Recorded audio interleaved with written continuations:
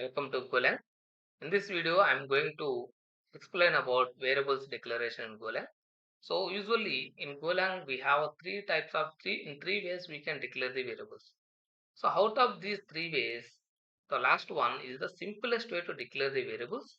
This is the new style to declare the variables. So comparing with other languages, this is the very simplest way. So let's start with one.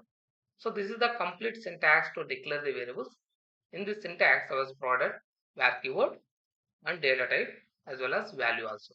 So assigning value is not a mandatory whenever you use the full syntax. So optionally, you can declare the variable's name first and later you can assign value also.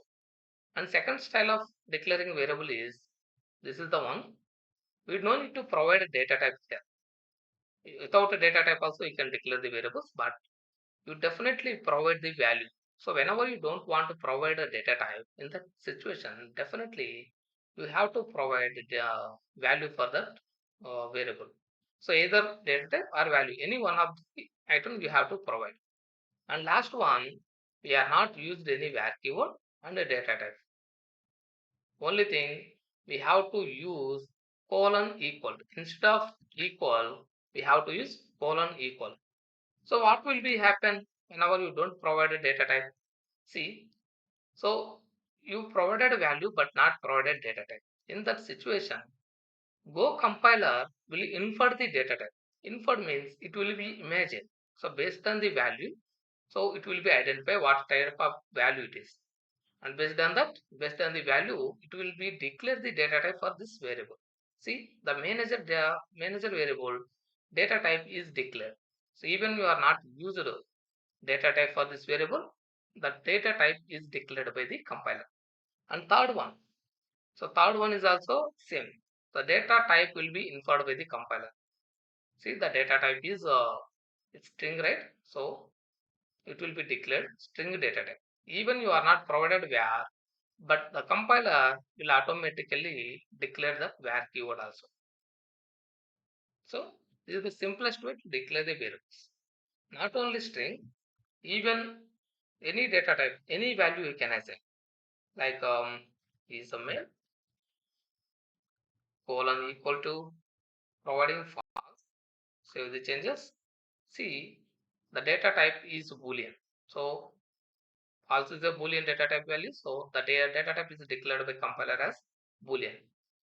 In case if you use a number, let us see. So I'm providing some 25. See, the numbers is the numbers is what data type? It is the integer data type. See, so integer is declared. We have different data types in integer also. We have int 8, 16, 32, 64 and complex numbers also in GoLang. Even though the default data type for the numbers is integer. So integer means int 32. So that is the default data type. And it is showing some errors, right? Because we are not using these variables. So that's why it is showing. So if you create any variable or object, definitely you have to use that. Otherwise it will show the errors.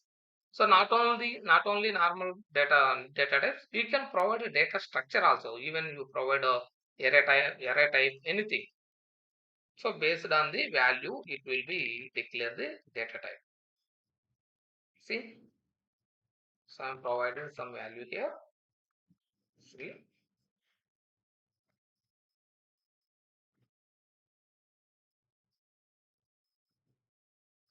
so this is the array string array. So the data type will be string array.